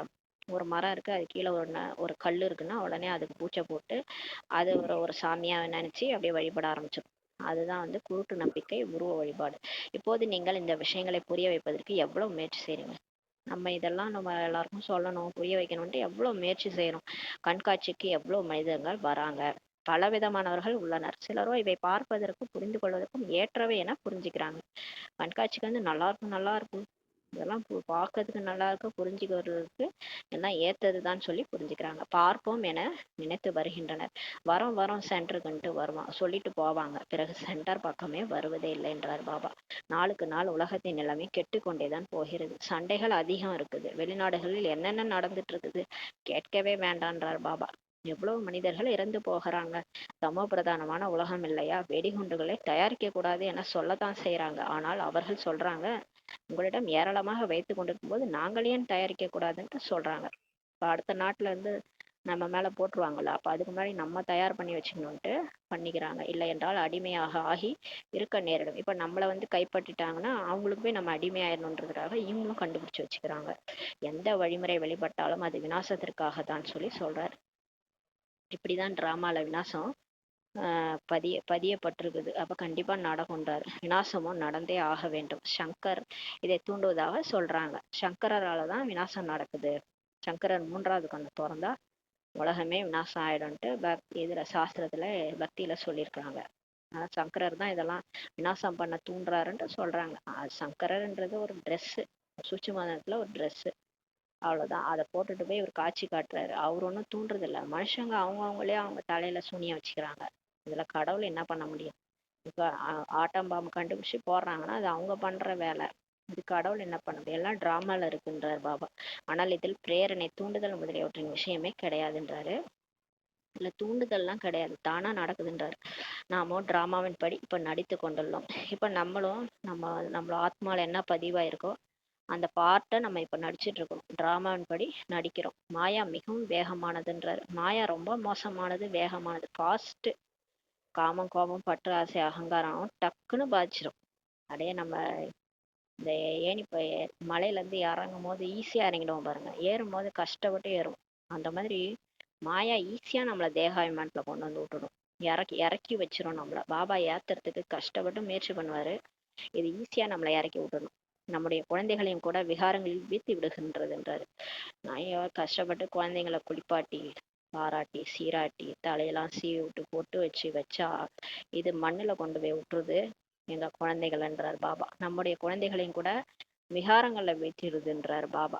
ஈஸியா காமத்துல விட வச்சிரும், ஈஸியா கோபப்பட வச்சிரும், ஈஸியா பண்ணி விட்டுரும் மாயா. எதுல அவங்க வீக் பாயிண்டோ அதுல விட்டுடும். இவருக்கு கஷ்டப்பட்டு முரளி எடுத்து கஷ்டப்பட்டு யோகா பண்ண வச்சு அமிர்த வழியெல்லாம் எழ வச்சு அந்த குழந்தைகளை மாத்துவாரு. ஆனா அந்த மாயா வந்து ஈஸியா அப்படியே ஒரு செகண்ட்ல அப்படியே தள்ளி விட்டோம். எவ்வளவு சொல்லி புரிய வைக்கப்படுகின்றதுன்றாரு. தேகத்தின் மீது அன்பு வைக்காதீங்கன்ற எத்தனை தடவை சொல்றது பாபா சொல்றாரு. தேகம் போயிரும், அது மண்ணுக்கு போயிரும், நீங்க ஏன் அது மேல அன்பு வைக்கிறீங்க, வைக்காதீங்கன்றாரு. பெயர் வடிவங்களில் சிக்கி கொள்ளாதீர்கள்ன்றார் பாபா. ஆனால் மாயாவும் அப்படி தமோ பிரதானமாக இருக்குது இல்லையா. இது அப்படியே தேகம் தான் அப்படியே கலர் கலரா காட்டுது இல்லையா. கலர் கலரா ட்ரெஸ், கலர் கலர். அது இப்பதான் மாயா ரொம்ப ஷோ காட்டுது. நம்ம அதுல பார்த்து மயங்குறோம் இல்லையா, ஆத்மா மயங்குது. அதனாலதான் அந்த மாயா வந்து கலர் கலரா ஷோ காட்டுது. தேகத்தின் மீது சிக்கி கொள்ள செய்கின்றது. மாயா என்ன பண்ணுது, தேகத்தின் மீது சிக்கி கொள்ள செய்கின்றது. ஒரேடியாக மூக்கை பிடித்து விடுகின்றது, தெரிவதே இல்லை. பாருங்க, நம்ம யாரை நம்பணுமோ அவங்களே நம்மளை ஏமாத்திடுவாங்க. அப்படியே அவங்க அந்த பேர் ரூபத்துல சிக்கிட்டு அவங்க பின்னாடி போனோம்னா அவங்களே நம்மள என்ன பண்ணுவாங்க, ஏமாத்திடுவாங்க. அதுலதான் மாயா வைக்கும் ட்விஸ்டே. ஐயோ, இதுக்கு பாபா கூடயே போயிருக்கலாம்னு தோணும். பாபா எவ்வளவு புரிய வைக்கிறார். ஸ்ரீமத் படி நடந்து செல்லுங்கன்ட்டு சொல்றாரு இல்லையா. என்னுடைய வழிபடி நடங்க. அது கஷ்டமா தான் இருக்கும். எல்லா விஷயமும் பாருங்களேன், கசப்பா இருக்கும். ஆனா அதுதான் நமக்கு நன்மை. இனிப்பா இருக்கும் பாருங்க எல்லா பொருளும், அதெல்லாம் வந்து உடம்புக்கு கெடுதல். இனிப்பு இனிப்பா இருக்கும், சாப்பிட்றதுக்கு நல்லா டேஸ்டா இருக்கும். ஆனா அதை நீங்க சாப்பிட்டு மறுநாளே டாக்டர்கிட்ட தான் போவீங்க. ஏன்னா அது உடம்புக்கு கெடுதல். ஆனா கசப்பா இருக்கிற பொருளை சாப்பிடுங்க, அதை சாப்பிடுங்க, எல்லாமே நல்லதா இருக்கும் உடம்புக்கு. ஆனா அதை நான் சாப்பிட மாட்டேன், ஏன்னா நமக்கு பிடிக்காது. கசப்பா இருக்கிறது நமக்கு நல்லது. அது மாதிரிதான் ஸ்ரீமத். ஸ்ரீமத் வந்து கஷ்டம்தான். கஷ்டமா இருந்தாலும் கடைசியில உங்களை எங்கேயோ உங்களை வந்து அப்படியே ராஜா மாதிரி ஆக்கி உலகத்துக்கு முன்னாடி காட்டும். ஜெயிச்சு காட்டுவீங்க. அந்த மாதிரி பாபா வந்து ஸ்ரீமத்து கொடுக்குறாரு. உலகமே உங்களை அண்ணாந்து பார்க்கும், அது ஸ்ரீமத்து. ஆனா அந்த மன்மத்து பரமத்து இருக்குல்ல, அது இப்ப இனிப்பா இருக்கும், அப்படியே ஜாங்கிரி மாதிரி ஜாலியா இருக்கும். ஆனா வந்து கடைசியில படுகுழியில தள்ளி விட்டுரும். விநாசம் நடக்கும்போது நம்மளெல்லாம் எங்கேயோ ஓரமா கிடப்போம். மன்மத் படி ஸ்ரீமத் மன்மத் படி பரமத் படி நடந்தோம்னா பிகேவா எதுக்கு நீங்க ஆனீங்கன்னு கேட்பாங்க. அந்த அளவுக்கு ஒஸ்டா கீழே கிடப்போம். அதுதான் வந்து மன்மத் பரமத். ஆனா ஸ்ரீமத் படி நடந்து மட்டும் பாருங்க, உங்களை ராஜா மாதிரி பாபா வந்து காட்டுவார். உலகத்துக்கே சாட்சாத்காரம் காட்சி காட்டுவார். இவங்களாம் யார் தெரியுமா அப்படின்ட்டு. அதனால நடப்பதே இல்லை. பாபா சொல்றாரு, எவ்வளவோ புரிய வைக்கிறார், குழந்தைகளே ஸ்ரீமத் படி நடங்க, ஆனா நடப்பதே இல்லைன்றாரு. எல்லாரும் நல்ல நல்ல குழந்தைகள் கூட அப்படிதான் இருக்கிறாங்கன்றார். ராவணனின் வழிமுறை வழிமுறை உடனே புத்தியில் வந்து விடுகிறது. இந்த மாயாவோட வழிமுறை பாருங்க, அது அரை கல்பம். அது வந்து மாத்தவே முடியாது, உடனே அதுதான் புத்தியில வந்துடுது. ராவணன் தனது சிறையில இருந்து விடுவதே இல்லை. அதான் அந்த கூட்டுக்குள்ளார அடைப்பட்ட பறவை மாதிரி மாட்டிட்டு இருக்கோம் இல்லையா, வெளியே வரவே முடியல. மாயா வந்து நம்மளை பிடிச்சி வச்சிருக்கு. பாபா சொல்கிறார், தன்னை ஆத்மா என இப்ப உணருங்கள், தந்தையை நினைவு செய்யுங்கள்ன்றாரு. போதும், அவ்வளவுதான். நீங்க வந்து மாயாவை பார்த்து பயப்படாதீங்க. நீங்க உங்களை ஆத்மா உயிர்னு புரிஞ்சுட்டு பாபாவை நினைங்கன்றாரு. இப்போதோ புத்தியின் மூலம் நாம் சென்று விட்டோம். இப்ப நம்ம புத்தி மூலமா ஒரே போயிட்டோம், அவ்வளவுதான், முடிஞ்சு போச்சு இந்த உலகம். அவ்வளவுதான், நான் சொர்க்கத்துக்கே போயிட்டேன்னு புத்தி மூலமா நம்ம போயிட்டோம். ஆனா இன்னும் வந்து ப்ராக்டிக்கலா போகலை, ஏன்னா முயற்சி பண்ணிட்டு இருக்கிறோம். அரை கல்பத்தின் நோயிலிருந்து நாம் இப்போது விடுபடுகிறோன்றார் பாபா. மனநோய் தான் நமக்கு பிடிச்சிருக்குது இல்லையா, அரை கல்பமா அந்த மனநோய் தான். உடம்பு கூட அந்த நோயை கூட டாக்டர்கிட்ட இன்ஜெக்ஷன் போட்டு சரி பண்ணிடலாம். அந்த மனநோய் இருக்கு பாருங்க, பயப்படுறது, கவலைப்படுறது, காமத்துல போறது, கோபப்படுறது, பேய் மாரி கத்துறது, இதெல்லாம் வந்து அரைக்கல்ப நோய் நமக்கு. இதுல இருந்து இப்ப நம்ம விடுபடுகிறோம். அங்கே இருப்பதோ நோயற்ற உடல். அங்க எங்க சொர்க்கத்துல, சொர்க்கத்துல நமக்கு உடல் கூட நோய் இல்லாம இருக்கும். ஏன்னா ஆத்மாவுக்கு நோயே இருக்காது. ஆத்மால எந்த நோயும் இல்லைன்னா உடலும் நோய் இல்லாம இருக்கும். இங்க எவ்வளவு நோயாளிகள், இது பயங்கரமான நரகம் இல்லையா. அவர்கள் கருட புராணம் எல்லாம் படிக்கிறாங்க என்ற போதிலும் படிக்கிறவர்களுக்கும் கேட்கிறவர்களுக்கும் புத்தி கொஞ்சமும் இல்லை என்றார். கருட புராணத்துல செத்த பிறகு ஒரு உலகம் இருக்கு, அங்க போனா அப்படியே காடு மேடு தள்ளி போகணும். அங்க குடிக்க கூட தண்ணி இருக்காது. நரகத்துல வச்சு சட்டியில வச்சு, எண்ணெய் சட்டியில வச்சு வறுப்பாங்களாம். அதான் உடம்பையே இங்கேயே கொண்டு போயிட்டு எரிச்சிடுறாங்க. அப்புறம் அங்க வேற நீங்க என்ன சூட்ச மூடல்ல போய் உங்களை போட்டு வறுக்குறாங்களா, என்னென்னமோ அங்க கதை சொல்லியிருக்காங்க கருட புராணத்துல. அதை கேட்டு கூட யாரும் திருந்த மாட்டாங்க. ஒரு பயமும் கிடையாது, பாவம் பண்ணக்கூடாதுன்னா பயப்படுறதே கிடையாது. எவ்வளவு அதர்மம் பண்றாங்க இல்லையா. கேட்கறவங்களுக்கும் படிக்கிறவங்களுக்கும் புத்தி இல்லை, இது உண்மைதானா, இதெல்லாம் நடக்குமா ப்ராக்டிக்கலான்ட்டு யோசிக்க கூட மாட்டாங்க. பாபா தானே சொல்கிறார், முன்பெல்லாம் பக்தி நஷா போதை எவ்வளவு இருந்துச்சு. முன்னெல்லாம் பக்தி கூட உண்மையா இருந்தது. இப்பெல்லாம் பக்தி எங்க உண்மையா இருக்கு. கோயிலுக்கு போனா யார் என்ன புடவை கட்டிருக்காங்க அதான் பாக்குறாங்க. சுத்தி சுத்தி கண்ணு அலப்பாயுது, சாமியா பாக்குறோம். அந்த அளவுக்கு பக்தியில அந்த போதை கூட இல்லை. சாமியே யாரும் பார்க்கறதில்ல. இன்னும் கேட்டா எல்லாம் ஃபோன் தான் கையில வச்சுக்கிட்டு செல்ஃபி எடுக்கிறது தான் அங்க முக்கியமான வேலையா இருக்கு. மற்றபடி கடவுளையா பாக்குறாங்க. செல்ஃபி எடுக்கிறதும் அங்க சுத்துறதும் இங்க சுத்துறதும் இதான் நம்ம பண்ணிட்டு இருக்கோம் இல்லையா. கோயிலுக்கு போனா பக்தி கூட தம பிரதானமாயிடுச்சு. பக்தியினால் பகவான் கிடைப்பார் என்பதை கேட்டு குஷியாகி பக்தி செய்து கொண்டே இருக்கிறாங்க. எதுக்காக பக்தி பண்றாங்கன்னா, பக்தி பண்ணா கடவுள் கிடைப்பார். அப்புறம் தூய்மையற்றவரா ஆகுறாங்க. பக்தி பண்ணி பண்ணி கூட தூய்மையற்றவர் தான் ஆனாங்கன்னு சொல்றாரு. பதித பாவனா வாருங்கள் என்று அதனாலதான் கூப்பிடுறாங்க. எது கூப்பிடுறாங்க, எங்களை காப்பாத்துங்க, நாங்க தூய்மை இழந்துட்டோம், பக்தி செய்கிறீர்கள், இதுவோ நல்லதுதான், பிறகு பகவானை ஏன் நினைக்கிறீங்கன்னு சொல்லி கேக்குறாரு. பகவான் வந்து பக்தியின் பலனை கொடுப்பார் என்னதான் நினைக்கிறாங்க. பக்தி பண்ணா கடவுள் கிடைப்பாரு அப்படின்னு நினைச்சுதான் நினைக்கிறாங்க. என்ன பலன் தருவார் என்பது யாருக்குமே தெரியாது. ஆனா பக்தி பண்ணனா என்ன பலன், ஒரு காட்சி காட்டுவாரா, இல்ல நம்ம அவரை கூட கூட்டு போயிடுவாரா, என்னன்ட்டு யாருக்குமே தெரியாது. ஆனா பக்தி பண்ணா ஞானம் கிடைக்கும். ஞானத்தின் மூலமா நம்ம ஆத்மான்றதை புரிஞ்சுட்டு அவரை நினைச்சோன்னா அவர் கூடவே நம்ம போயிடலாம். முக்தி ஜீவன் முக்தி கிடைக்குது. பக்தி பண்ணா ஞானத்தின் மூலமா முக்தி ஜீவன் முக்தி கிடைக்குது. ஆனா இது யாருக்குமே தெரியாது. பாபா சொல்கிறார், கீதை படிப்பவர்களுக்கு தான் இப்ப புரிய வைக்க வேண்டும். அவர்கள் தான் நம்முடைய தர்மத்தை சேர்ந்தவர்கள். முதல் முக்கிய விஷயமே கீதையின் பகவான் வாக்கு தான். இப்போது கீதையின் பகவான் யாருன்னு யாருக்கும் தெரியல இல்லையா. பகவான் பற்றிய அறிமுகமும் வேண்டும் இல்லையா. பரம்பிதா பரமாத்மா தான் கீதையை சொன்னாரு, கிருஷ்ணர் சொல்லல. அந்த அறிமுகம் இருக்கணும் இல்லையா. உங்களுக்கு தெரிந்து விட்டது, நமக்கு தெரிஞ்சிடுச்சு. ஆத்மா என்பது என்ன, பரமாத்மா யாரு. மனிதர்கள் ஞான விஷயங்கள் பத்தி எவ்வளவு பயப்படுறாங்க. இங்க வாங்க ஞானம் கேளுங்கன்னா ஓடி போயிடுறாங்க, பயந்துட்டு பயந்துட்டு போறாங்க. அவங்களுக்கு பக்தி எவ்வளவு பிடிச்சிருக்குது. ஞானத்துல இருந்து மூன்று காத தூரம் ஓடுறாங்க. நம்ம கூப்பிட்டோம்னா மூன்று காத தூரம் ஓடிடுறாங்க ஞானத்துல. அட பாவனமாவதோ நல்லதுதான், தூய்மையாகிறது நல்லது தானே. ஏன் இப்படி ஓடுறீங்கன்னு கேக்குறாரு பாபா. இப்போது பாவன உலகத்தின் ஸ்தாபனை ஆகுது இல்லையா, சொர்க்கத்துக்கு போகணும்னு ஆசை இல்லையா, இங்கேதான் இருக்கணுமான்னு கேக்குறாரு. பதித உலகத்தின் விநாசம் ஏற்படதான் வேணும். நீங்க அப்படியே 3 காத தூரம் ஓடுறீங்களே, அந்த ஞானத்தின் மூலம்தான் சொர்க்கத்துக்கு போக முடியும். பக்தி மூலமாலாம் சொர்க்கத்துக்கு போக முடியாது. இந்த தூய்மையற்ற உலகம் விநாசம் ஏற்படதான் வேண்டும்ன்றார். ஆனால் முற்றிலும் கேட்பதே இல்லை. பாபா என்ன சொன்னாலும் யாரும் கேட்கறதே இல்லை. பாபாவின் கட்டளை என்னன்னா, தீயதை கேட்காதீங்க. பாபா சொல்றாரு, தீயதை கேட்காதீங்க, தீயதை பேசாதீங்க, தீய எண்ணாதீங்கன்றாரு. ஆனா அந்த மாயாவோட கட்டளை என்னன்னா, சிவபாபாவின் ஞானத்தை கேட்காதீர்கள். அதான் மாயாவோட கட்டளை. வெளி உலகத்துல போனீங்கன்னா என்ன திரும்ப சொல்லுவாங்க, நீங்க ஏன் அங்கெல்லாம் போறீங்க, அங்க போகாதீங்க, உங்களை மாத்திருவாங்க, உங்களை வந்து இது பண்ணிடுவாங்க, சகோதரன் சகோதரி ஆக்கி விட்டுருவாங்க, இது மாயாஜாலம் போட்டுருவாங்க, அப்படி இப்படின்ட்டு சொல்லுவாங்க. அந்த மாயா, அதெல்லாம் மாயா புத்தி, மாயா புத்தி தான் பேசுது. அப்ப மாயன் கட்டளை என்னன்னா, சிவபாபாவின் ஞானத்தை கேட்காதீங்க, சென்டருக்கு போகாதீங்க, அதுதான் மாயாவோட கட்டளை. அப்படி வேகமாக மாயா அடி கொடுத்துடுகிறது. அந்த மாதிரி மாயா அடி கொடுத்துடுதுன்றாரு. புத்தியில் நிற்பதே இல்லை, அவங்களுக்கு புத்தியில நிக்கிறதே இல்லை. பாபாவை நினைவு செய்யவே முடிவதில்லை. உற்றார் உறவினர் தேகதாரிகளின் நினைவு தான் வந்து கொண்டே இருக்கிறது. ஏன்னா நம்ம முயற்சி பண்றோம் இல்லையா, அதனால இப்ப எல்லாருக்கும் அப்படிதான் இருக்குது. பாபா நினைக்கிற ஒரு ஒரு நாளைக்கு நல்லா நினைச்சா மறுநாளே ஏதாவது மாயா வருது. உற்றார் உறவினர்களை தான் நம்ம நினைச்சிட்டு இருக்கிறோம் இல்லையா. பாபாவின் கட்டளையை மதிப்பதே இல்லைன்னு சொல்றாரு. அவர் நினைங்கன்னு சொல்லி அவர் சொல்றாரு, அது ஸ்ரீமத்து கட்டளை போடுறாரு. ஆனா அதை கூட நம்ம செய்ய விட மாட்டேது இந்த மாயா. என்னை மட்டுமே நினைவு செய்யுங்கள் என்று பாபா சொல்கிறார். பிறகு கட்டளைக்கு கீழ்ப்படையாதவராகி எங்களுக்கு இன்னார் நினைவு வருகிறது என்று சொல்கின்றனர். பாபா சொல்றாரு, அவரை நினைங்கன்னு அவர் சொல்றாராம். ஆனா நம்ம டெய்லி லெட்டர் எழுதும் போது நாங்க இவங்களை நினைச்சோம் அப்படின்னு சொல்லி நம்ம லெட்டர் எழுதுறோமா, எங்களுக்கு இன்னார் நினைவு வருகிறது அப்படின்னு சொல்லி நம்ம லெட்டர் எழுதுறோம்.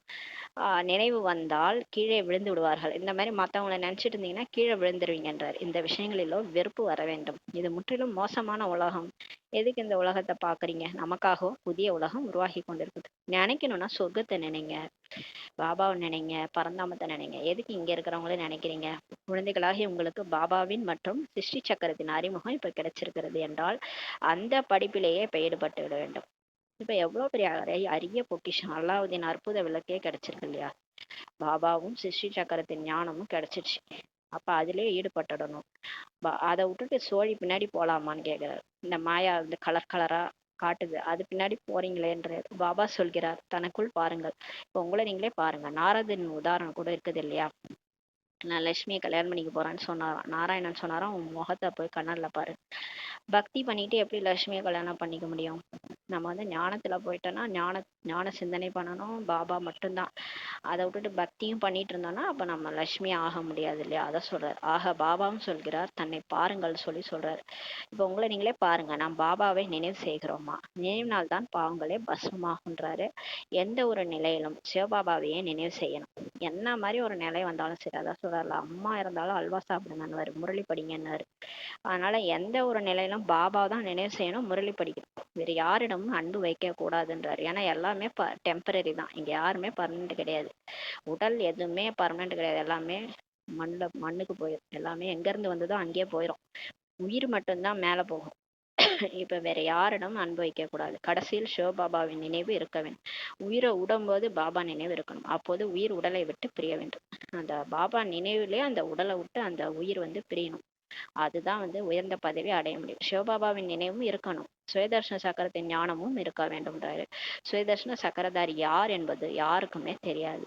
உண்மையிலே சுயதர்ஷன சக்கரதாரி யாருன்ட்டு யாருக்குமே தெரியாது. பிராமணர்களுக்கும் இந்த ஞானத்தை யார் கொடுத்தார். ஆனா இந்த சுயதர்ஷன சக்கரம் யார் கத்து கொடுத்தாங்க, யார் இதை சொல்லி கொடுத்தாங்க. பிராமணர்களை இந்த சுயதர்ஷன சக்கரதாரியாக யார் ஆக்குகிறார். பரம்பிதா பரமாத்மாவாகிய பிந்துவாகிய சிவபாபா தான் சுயதர்ஷன சக்கரதாரியா நம்மளை ஆக்கியிருக்கிறார். அப்போது அவரும் கூட சுயதர்ஷன சக்கரதாரியா. பாபா கேட்கிறாரு, நமக்கு அவர் தானே சொல்லி கொடுத்தாரு, அப்ப அவரும் கூட சுயதர்ஷன சக்கரதாரியா அப்படின்னு கேட்கிறாரு. ஆம் சொல்றாரு. ஆம், அவரும் வந்து சுயதர்ஷன சக்கரதாரி தான். முதலில் அவர் தான் சுயதர்ஷன சக்கரதாரி. இல்லை என்றால் பிராமணர்களாகிய நம்மை அது போல யார் ஆக்குவாங்க. அவர் தானே இந்த டெக்னிக் சொல்லி கொடுத்தாரு. குழந்தைகளே, சுயதர்சன சக்கரத்தை சுத்துங்க, மாயா கழுத்து அறுபட்டுடும் யார் சொன்னது. பாபா தானே. அப்புறம் நம்மள அந்த மாதிரி யார் ஆக்குவாங்க அப்படின்னு சொல்லி கேட்கிறாரு. லட்சுமி நாராயணனா யார் ஆக்குவாங்க? அவர் தான் ஆக்குவாரு. படைப்பு முழுவதின் முதல் இடை கடை பற்றிய ஞானம் அவரிடம்தான் உள்ளது. உங்களுடைய ஆத்மாவும் ஞானம் உள்ளதாக இப்ப ஆகிறதுன்றாரு. அவரும் ஆத்மா தான், அவர் பரமாத்மா. அவர்கிட்ட இருக்க ஞானம் நமக்கும் இப்ப கொடுக்குறாரு. பக்தி மார்க்கத்தில் விஷ்ணுவை சக்கரதாரி ஆக்கியிருக்கிறாங்க. பக்தியில விஷ்ணுவை காட்டியிருப்பாங்க. அவர் கையில சக்கரம், சுயதர்சன சக்கரம் சுத்துற மாதிரி காமிச்சிருப்பாங்க.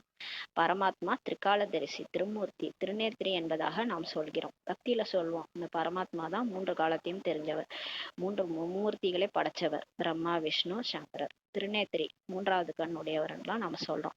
அவர் நம்மை சுயதர்சன சக்கரதாரியா பார்க்கிறார். அவரும் கூட அவசியம் மனித சரீரத்தில் வந்துதான் சொல்வார் இல்லையா?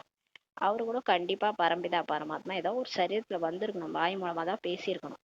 படைப்பினுடைய முதல் இடைக்கடை பற்றிய ஞானத்தை நிச்சயமாக படைப்பவர் தான் சொல்வார் இல்லையா? படைப்பவர் பற்றியே யாருக்கும் தெரியாது எனும்போது படைப்பினை பற்றிய ஞானம் எங்கிருந்து கிடைக்கும் சொல்லி பாபா சொல்றாரு. பக்தியில மற்ற இடத்துல எல்லாம் படைச்சவர் யாருன்னே தெரியாது, கடவுள் யாருன்னே தெரியாது, தெரியாதுன்னு சொல்லிட்டாங்க. அப்புறம் படைப்பை பத்தி அவருக்கு, அவர் படைச்ச உலகம் பத்தி எப்படி யாருக்கும் தெரியும்?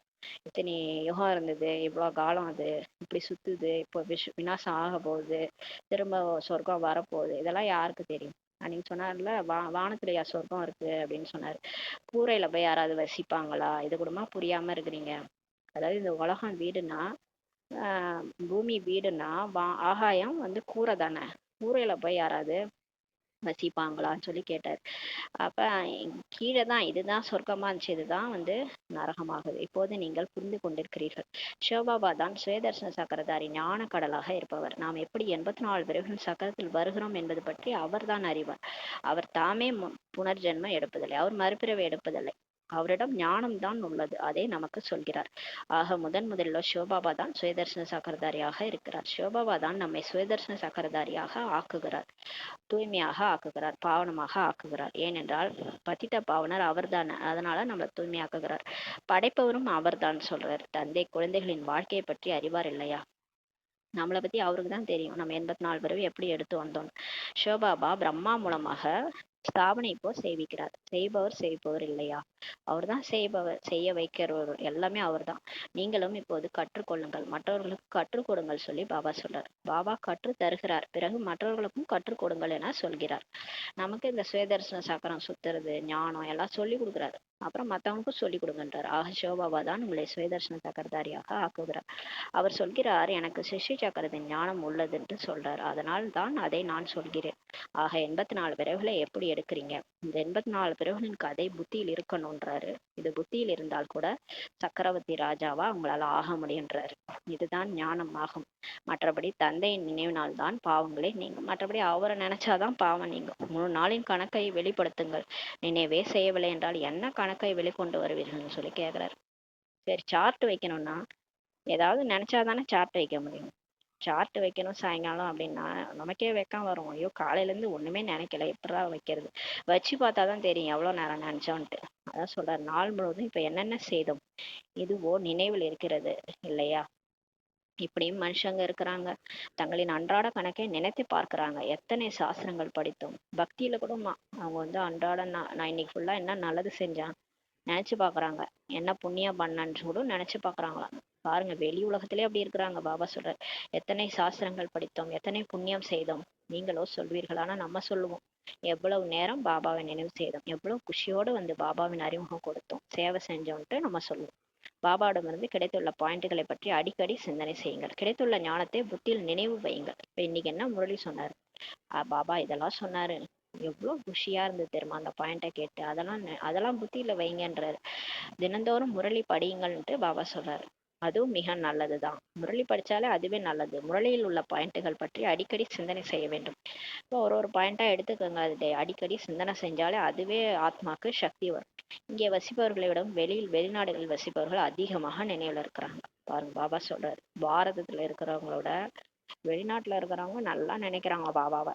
எத்தனை மாதாஸ் பந்தனத்துல இருக்கிறாங்க, பாபாவே அவர்கள் ஒருபோதும் பார்த்தது கூட இல்லை. மதுபனுக்கே வந்ததில்லை, பந்தனத்துல மாட்டிக்கிட்டு போக முடியல. மதுபனுக்கு போக முடியல, அந்த மாதிரி பந்தனத்துல மாட்டிட்டு இருக்கிறாங்க. காசு இல்ல, வீட்லயும் குழந்தை குட்டிகள், அதனால மதுபனுக்கே போக முடியல. பாபாவை பார்த்ததே இல்லை. ஆனா எவ்வளவு நினைக்கிறாங்க தெரியுமா மாதாஸ், ஆனாலும் எவ்வளவு நினைவு செய்யறாங்க தெரியுமா?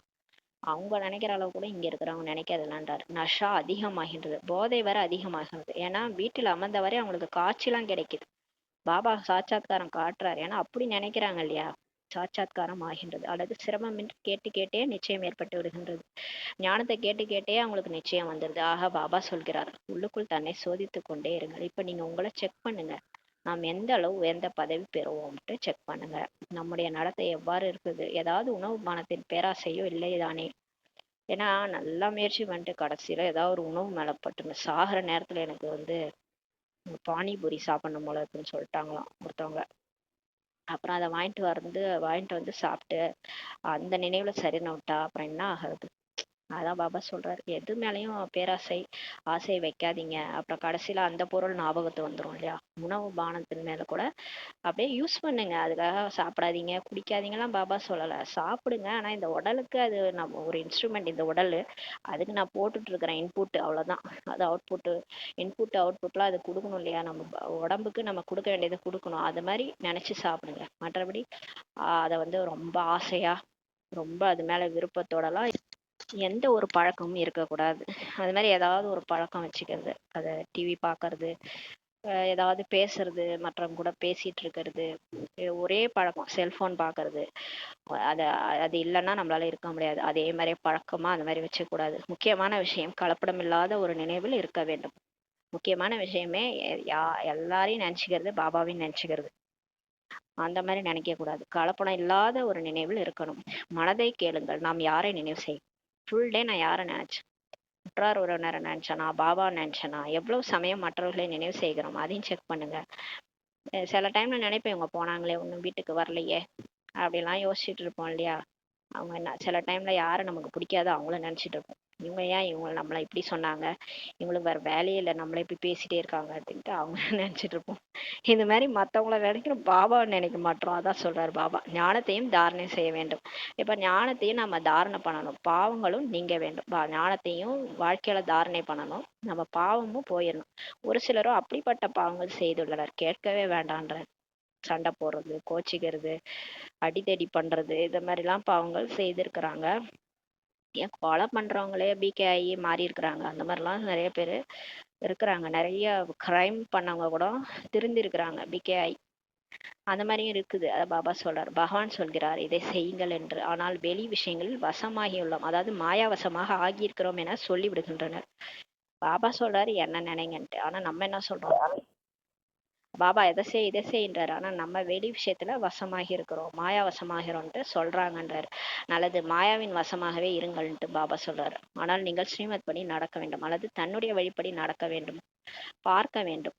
இந்த நிலைமையில் நாம் எதுவரை பாஸ் ஆகும். இப்போ நீங்களே உங்களை நீங்களே உங்க மனசாட்சி கேளுங்க, இந்த மாதிரி நம்ம இருந்தா எப்படி பாஸ் ஆகும், என்ன பதவி பெறுவோம், அப்ப நமக்கு சொர்க்கத்துல என்ன பதவி கிடைக்கும், இங்க மாயாவசமாகி இருந்தா அங்க நமக்கு என்ன பதவி பெறுவோம்ட்டு நீங்களே உங்க மனசாட்சி கேளுங்கன்றாரு. 21 பிறவிகளுக்கான நஷ்டம் ஏற்பட்டு விடுகிறது. என்ன பண்றது, அது என்ன டிராமால இருக்குன்னா அப்ப குறைந்த பதவி தான் அடைய முடியும், அதான் சொல்றாரு. அப்புறம் 21 பிறவிக்கு நஷ்டம் ஏற்பட்டுருது. அப்புறம் அங்க போய் காட்சி காட்டுவார்ல தர்மராஜபுரியில, அப்போ உட்காந்து கதறி கதறி அழ வேண்டியது. ஐயோ நான் இன்னும் கொஞ்சம் முயற்சி பண்ணியிருக்கலாமே, நான் தப்பு பண்ணிட்டேனே, எவ்வளவோ டைம் கிடைச்சது நினைக்காம விட்டுட்டேன் அப்படின்ட்டு ஃபீல் பண்ணுவோம். எப்போது கர்மாதித்த நிலை ஆகிவிடுகிறதோ பிறகு தேக அபிமானத்தின் பெயரே இருக்காதுன்றாரு. கர்ம கணக்கெல்லாம் முடிஞ்சிருது, கர்மாதித் ஸ்டேஜ் அடைஞ்சிட்டோம்னா அதுக்கப்புறம் நமக்கு இந்த உடல் நாம தான்றதே மறந்துடும், இந்த உடல் அபிமானமே போயிருன்றாரு, அந்த பெயரே இருக்காதுன்றாரு. வெறும் ஆத்மா ஃபரிஸ்தா, அப்படியே ஃபரிஸ்தா மாதிரி ஆயிடுவீங்கன்றாரு. வெறும் ஃபரிஸ்தாவா பறந்து இருப்பீங்க, உங்களுக்கு இந்த உடல் கூட ஞாபகம் வராதுன்றார். அதனால் தான் சொல்லப்படுகின்றது இப்ப ஆத்மாபிமானியா. ஆனா இப்பவே நம்ம பயிற்சி பண்ணோம்னா கர்ம கணக்கு முடியும் போது ரொம்ப லேசா இருப்போன்றார் பாபா. நல்லது, இனிமேல் இனிமையான தேடி கண்டெடுக்கப்பட்ட செல்ல குழந்தைகளுக்கு தாயும் தந்தையுமாகிய பாப் தாதாவின் அன்பு நினைவு மற்றும் கால இணக்கம். ஆன்மீக குழந்தைகளுக்கு ஆன்மீக தாய் தந்தையின் நமஸ்தே. நம் ஆன்மீக குழந்தைகள் ஆன்மீக தாய் தந்தைக்கு நமஸ்தே. தாரணைக்கான முக்கிய சாரம், ஃபர்ஸ்ட் பாயிண்ட், யஞ்ஞ பிதாவின் பெயர் கெட்டு போகிற மாதிரி எந்த ஒரு காரியத்தையும் செய்துவிடக்கூடாது. பாபாவிடம் கிடைத்துள்ள சரியான புத்தி மூலம் நல்ல கர்மங்களை செய்ய வேண்டும், யாருக்கும் துக்கம் கொடுக்க கூடாது. 2வது பாயிண்ட், ஒருவர் மற்றவரிடம் வேண்டாத தலைகீழான தகவல்கள் எதையும் கேட்கக்கூடாது, தங்களுக்குள் ஞான விஷயங்களை மட்டுமே பேசிக்கொள்ள வேண்டும். பொய், அசுரத்தன்மை, வீட்டை இரண்டு படச் செய்யும் பேச்சுக்கள், சொல்லுவாங்களே வீட்டையே ரெண்டாக்குறாங்கன்னு. பாபாவும் சொல்றாரு, வீட்டையே ரெண்டாக்குற மாதிரி பேசுறது. இவை அனைத்தையும் விட்டு விட்டு வாயின் மூலம் சதா ஞான ரத்தனங்களே வெளிப்படுத்த வேண்டும்ன்றாரு. தீய விஷயங்களை கேட்கவும் கூடாது, சொல்லவும் கூடாது. எங்கேயாவது ஏதாவது விஷயம் கேள்விப்படுறோம்னா அதை நம்ம கேட்கவே கூடாது. கேட்டு இந்த காதல் வாங்கி அந்த காதல் அதை வர மனசுல வச்சுட்டு மற்றவங்கள்ட்ட போய் சொல்லவும் கூடாது. வரதானம்: 5 விகாரங்கள் என்ற விரோதிகளை மாற்றி சகயோகி ஆக்கக்கூடிய மாயாவை வென்றவராக உலகை வென்றவராக ஆகுக. இப்ப இந்த 5 விகாரத்தை எப்படி நல்லதா மாத்துறதுன்னு சொல்றாரு பாருங்க. காமம் இருந்தா, கோபம் இருந்தா எப்படி நல்லதா மாத்துறது, அந்த விரோதியா இருக்கிறத நம்மளுடைய சகயோகியா ஃப்ரெண்டா மாத்திடணும். இந்த 5 விகாரம் நமக்கு விரோதி, ஆனா அதை எப்படி மாத்தனா அது நமக்கு ஃப்ரெண்ட் ஆயிடும், அந்த மாதிரி மாத்த சொல்றாரு. இப்ப அதனாலதான் அந்த 5 தலை பாம்பு மேல விஷ்ணு படுத்துனுக்குறாரு. அதை என்ன ஆக்கிட்டாருன்னா ஃப்ரெண்ட் ஆக்கிட்டாரு. அது ஃப்ரெண்ட் ஆக்கி அது கூட அது மேலேயே படுத்துக்கிட்டாரு. அந்த மாதிரி ஆக்கினதுனால்தான் அவருக்கு அந்த அந்த அனந்த சயனர் விஷ்ணுவோடைய சொரூபமாகுது. ஏன்னா மாயாவே என்ன பண்ணிட்டாரு, வென்றுட்டாரு, அதை சகயோகி ஆக்கிட்டாரு. அந்த மாதிரி ஆகுக, உலகை வென்றவர் ஆகுகன்ற வரதானம் கொடுக்குறாரு. பாபா சொல்றாரு, இப்ப விகாரங்கள் என்ற விரோதிகளை மாற்றி சகயோகி சொரூபமாக்கி விடுங்கள் சொல்றாரு. இதன் மூலம் அவை சதா உங்களுக்கு சலாம் செய்து கொண்டே இருக்கும்ன்றாரு. இப்ப நம்ம விகாரங்கள்ன்ற விரோதிய சகயோகி ஆக்கிட்டோம்னா அந்த விகாரங்கள் நமக்கு சலாம் பண்ணிக்கிட்டே இருக்குமா. காம விகாரத்தை எப்படி மாத்தணும்னு சொல்றாரு பாருங்க. காம விகாரத்தை சுப விருப்பத்தின் ரூபத்துல மாத்துங்க. கோபத்தை எப்படி மாத்தணும்னா ஆன்மீக மகிழ்ச்சியின் ரூபத்தில் மாத்துங்க. ஆன்மீக மகிழ்ச்சியில இருந்தீங்கன்னா கோபம் வராது. சுபபாவனை சுப காமனை வச்சீங்கன்னா காமம் வராது, காம விகாரம் வராது. பேராசைய பற்றற்ற உள்ளுணர்வு மூலமா மாத்திரலாம். எது மேலேயுமே பற்று இல்லைன்னா அப்புறம் எப்படி பேராசை வராது இல்லையா. பற்றற்ற உள்ளுணர்வின் ரூபத்துல பேராசையை மாத்திருங்க. அன்பா இருந்தீங்கன்னா அந்த பற்று போயிடும். பற்றுக்கு பதிலா அன்பு வைங்க. பற்று வச்சுன்னு தொல்லை பண்ணாதீங்க, அதுக்கு பதிலா அன்பா இருங்க. மோகத்தை அன்பின் ரூபத்துல மாத்திருங்க. எல்லார் மேலேயும் அன்பா இருங்க, ஆனா எல்லாரையும் புடிச்சு வச்சுக்காதீங்க. அவங்கள போட்டு தொந்தரவு பண்ணாதீங்க. ஆனா எல்லாருக்கும் அன்பு மட்டும் கொடுங்க. பற்று வச்சுக்காதீங்க. மற்றும் தேக அபிமானத்தை சுய அபிமானத்தின் ரூபத்தில் மாற்றி விடுவீர்களானால் மாயாவை வென்றவராக உலகத்தை வென்றவராக ஆகிவிடுவீர்கள். தேக அபிமானம் ஏன் வருது, அதை எப்படி மாத்தணும்னா சுய அபிமானமா மாத்திரணும், ஆத்மா அபிமானமா மாத்திரணும். உண்மையிலே நம்ம ஆத்மா தான், இந்த உடலே கிடையாதுல்ல. ஆத்மா அபிமானமா மாறும்போது, அந்த ரூபத்துல மாறும்போது தேக அபிமானமே போயிடும். இந்த மாதிரி நீங்க மாத்திட்டீங்கன்னா அந்த 5 விகாரத்தையும் மாத்திட்டீங்கன்னா மாயாவை வென்றவராக ஆயிடுவீங்க, உலகை வென்றவராக ஆகிடுவீர்கள் சொல்றாரு. ஸ்லோகன்: உண்மையான தங்கத்தில் எனது என்பதுதான் அலாய் கலப்படமாகும். இந்த தங்கத்துல அந்த கலப்படம் பண்றாங்கல்ல, அதை உண்மையான தங்கத்துல கலப்படம் பண்ணி தான் அதுக்கு அந்த கேரட்டு கோல்டே, அந்த உண்மையான கோல்டே மாறி போச்சு. அந்த மாதிரி இப்போ உண்மையான தங்கமா நம்ம ஆத்மா இருந்தோம். ஆனா நம்மளதுல என்ன கலப்படம் ஆச்சுன்னா எனது, நான், எனது, இதுதான் அந்த கலப்படம்னு சொல்றாரு. அது மதிப்பையே குறைச்சிரும். என்னதுன்னு நம்ம வச்சுக்கும் போது எதா இருந்தாலும் என்னுடைய சேவை, என்னுடைய சென்டரு, என்னோட வீடு, என்னுடைய கணவன், என்னோட எல்லாத்துலயும் எனதுன்னு நினைச்சுக்கிட்டோம்னா அது நம்ம மதிப்பையே குறைச்சிரும்னு சொல்றாரு. எனவே எனது என்பதை இப்ப முடித்து விடுங்கள் சொல்றாரு. அவ்யக்த இஷாரா: இணைந்த ரூபத்தின் ஸ்மிருதி மூலம் சதா வெற்றியாளராய் பாகுங்கள். ஒருபோதும் எந்த ஒரு காரியத்திலும் அல்லது சேவையிலும் எப்போது தனியாக இருப்பதாக அனுபவம் செய்கிறீர்களோ அப்போது களைத்து போயிடுறீங்கன்றாரு. இப்ப நம்ம ஏதாவது வேலை செய்யறோம்னு வச்சுக்கோங்களேன், தனியா இருந்தாதான் நமக்கு ஐயோ இதெல்லாம் நானே செய்ய வேண்டியதா இருக்கு, என் தலையெழுத்து அப்படின்ட்டு களைச்சு போயிடும். பிறகு 2 புஜங்கள் உள்ளவரை துணையாக ஆக்கி கொள்கிறீர்கள். உடனே டென்ஷன் ஆகிறோம், மற்றவங்களை கூப்பிடுறோம், 2 கைகள் உள்ளவங்கள கூப்பிடுறோம், துணையாக ஆக்கிக்கிட்டு வாங்க எனக்கு ஹெல்ப் பண்ணுங்கன்றோம். ஏன் கூப்பிடுறோம்னா நம்ம தனியா இருக்கிறோன்ட்டு நினைச்சுக்கிறோம். ஆனா நம்ம கூட தனியாவா நம்ம இருக்கிறோம், நம்ம கூட 1000 கரங்களுடைய பாபாவே இருக்கிறாரு, அதை மறந்துடுறோம். 1000 புஜங்கள் கொண்டவரை மறந்துடுறீங்க. எப்போது 1000 புஜங்கள் உள்ளவர் தமது பரந்தாம வீட்டை விட்டு உங்கள் துணையாவதற்காக வருகிறாரோ அப்போது அவரை உங்களுடன் இணைந்தவராக ஏன் நீங்கள் வைத்துக் கொள்வதில்லைன்னு கேட்கிறாரு. நல்லாதான் கேட்கிறாரு கேள்வி. நான் பரந்தாமத்தை விட்டே உங்களுக்காக தான் 1000 புஜங்களோட வந்திருக்கிறேன். நான் துணையாகிறதுக்கு தான் இப்ப வந்திருக்கிறேன். இந்த சங்கமேகம் 100 வருஷம் உங்க கூட துணையா இருக்க தான் வந்திருக்கேன். அப்புறம் ஏன் நீங்க என்ன துணைவனா ஆக்குறது இல்லை, எதுக்கு ரெண்டு கைகள் உடையவங்களெல்லாம் நம்பிட்டு இருக்கீங்கன்னு கேட்கிறாரு. சதா புத்தி மூலம் இணைந்த நிலையில் இருப்பீர்களானால் சகயோகம் உங்களுக்கு கிடைச்சுக்கிட்டே இருக்கும். இப்ப புத்தி மூலமா பாபா கூட பாபா இணைந்த ரூபமா அவர் தான் என்னுடைய துணைவன், எதுனாலும் நான் அவர்கிட்ட தான் கேட்பேன், அவர் உடனே செஞ்சிருவாரு. யார வேணாலும் அமுச்சு வச்சு அந்த வேலையை முடிச்சு வச்சிருவாரு. நீங்க அவரு கூட இணைஞ்ச நிலையில இருந்தீங்கன்னா சகயோகம் உங்களுக்கு கிடைத்து கொண்டே இருக்கும்னு சொல்லி பாபா சொல்றாங்க. ஓம் சாந்தி. நன்றி பாபா, நன்றி ராமா, நன்றி